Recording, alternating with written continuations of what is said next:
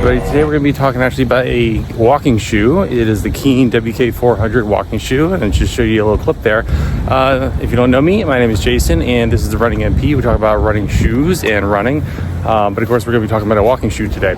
As the title alludes, there are some things you need to know before considering the WK400 by KEEN. I'm going to say it up front that I do have some pretty significant hot spots going on, mainly in my pinky toes. And we'll get to the reasons why I think that is in the remainder of this video. But also, I do really like some of the features of the shoe, which I will talk about as well. So the WK400 is kind of a relatively new shoe, in my opinion, I think, from KEEN, talking about, benefiting walkers and, just giving them an option to really get out there and to benefit from some of the key features that you see in a lot of running shoes. So one of the big things that they promote on their website is this KEEN Curve. It is a very, very aggressive rocker outsole, which you can kind of see me demonstrating there. And I've been primarily using this for work, in which I stand at my desk on a carpeted surface for, we'll call it 8 hours. I do some walking, and you can see me walking here. And I will agree, it's a great walking shoe. The KEEN Curve rocker. You can definitely feel some good heel to toe transition, which you would want in a walking shoe. And I really haven't felt that kind of transition since my original, like the first version of the Clifton 6, which of course was a running shoe, but there was some walking involved there as well. So very good. The foam, I'm not sure exactly what foam they're using here, but it does feel a little on the stiff side, but that's not lasting forever. It feels like it's softening up. Also, there's a carbon fiber plate inside, which definitely adds to the rigidity of the shoe. The idea is to add propulsion, maintain the curve, and give some stability to the shoe, which I'll agree with. I definitely think that there's some definite benefit to the curve and the plate combination, as well as this nice comfortable foam kind of zipping around town. There's a couple of times that I remember wearing the shoe, and I actually got to where I was going way faster than expected. In fact, I just clocked a 14-minute mile just walking here to the convenience store. All right, and of course there's a lot of cushioning around the foot, especially around the heel and inside. Let's see, the heel counter, nice and plush, sitting up against the calcaneus there and touching the Achilles just on top. Let's see, and then there's some really nice arch support going on in the shoe. The tongue is fluffy and secure on both sides with some elastic straps that kind of go down to the medial lateral aspects of the midsole. The insert is removable and quite beefy. It's several millimeters thick and very, very squishy. And I can imagine that you could take that out and swap that for a custom insole if needed. Let's see what else. Oh, the outsole is very nice. It's got this almost like a hiking shoe tread, a trail running shoe tread, which is very sticky and nice. I haven't taken it on any trails or anything like that, but I would imagine that it holds up pretty well. The fit of the shoe, my feet go in it pretty well. It seems like it's true to size. Plenty of room for my little toesies there, and not having any issue with that. But that's going to lead me into some of the dislikes of the shoe. So I did notice pretty much right away, and let me just say that this, it's a carbon fiber plate shoe. It's a walking shoe, so I can't put it in the same category as a running shoe. It would be unfair to have the two like that, since the mechanics of running and walking are two completely different things.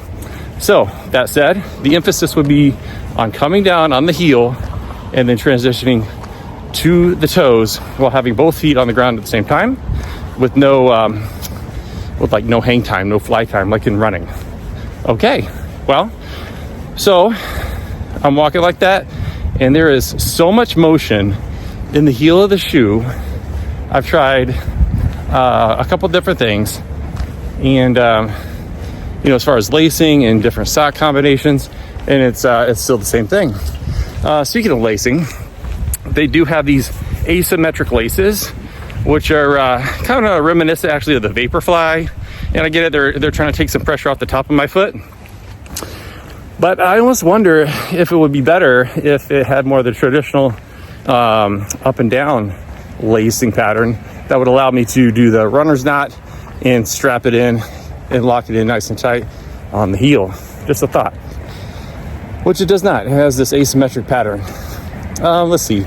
Ton of motion. I can feel basically the whole heel of the shoe just twisting anytime I take a step. It's very consistent. And this twisting, it transmits like straight up to my pinky toe, which, by the way, I don't have any issues with calluses or corns or biomechanical issues like that. I'm a neutral gait and I do supinate a tiny bit. Let's see, where was I? Oh yes, my pinkies, I can predict that they're gonna have a blister. We're on a noisy road, so I'll catch you on a quiet side street here. A little bit more quiet.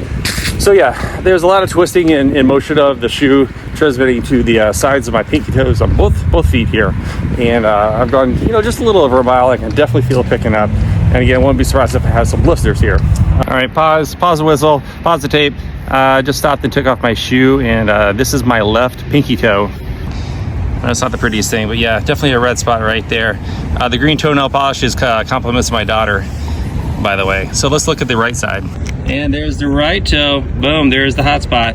This could easily turn into a blister right there. And again, we got green and pink toenail polish, compliments of my daughter here. To mention, considering the material up top, it is a rather stiff material, kind of weatherproof. It feels like. I know they make a waterproof version, but this is not the waterproof version.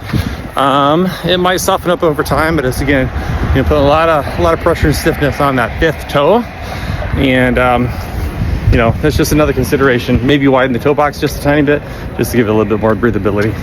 I have good sensation in my feet, and if you have poor sensation in your feet, I feel that might be an issue.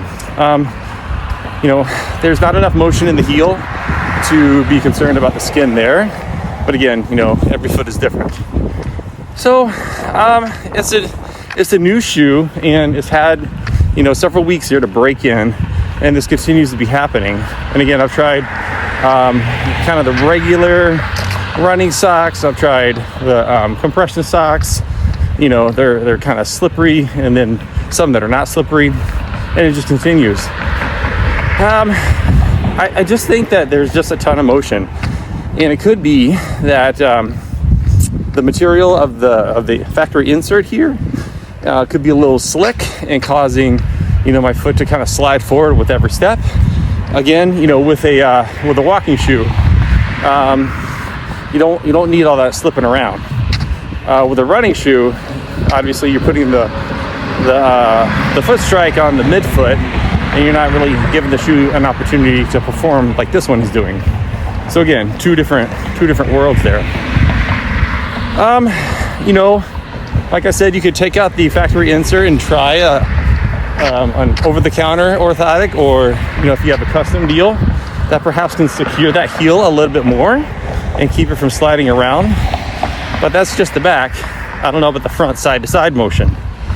I don't know how you would improve this shoe to make it not do that. But again, I'm just one person, and these are my feet, and this is my experience. So like any shoe, I would encourage you, because I really want to like this shoe, and I don't want to discourage you from trying out something like this, but like I said, any shoe purchase, just be aware of the return policy, and try it out for yourself, and send it back if you don't like it. For me, it's been way too long, so I'm not sitting in a dirty shoe. KEEN might be onto something here. It's their first iteration. Maybe the 2.0 or WK400 will be just all the more better. So get this review out there, and they can use this information to make adjustments as necessary. Hopefully you're doing well. Subscribe if you like it. If you find value in this content, go ahead and like, subscribe, and join the family here. And as always, thanks so much for watching. See you next one.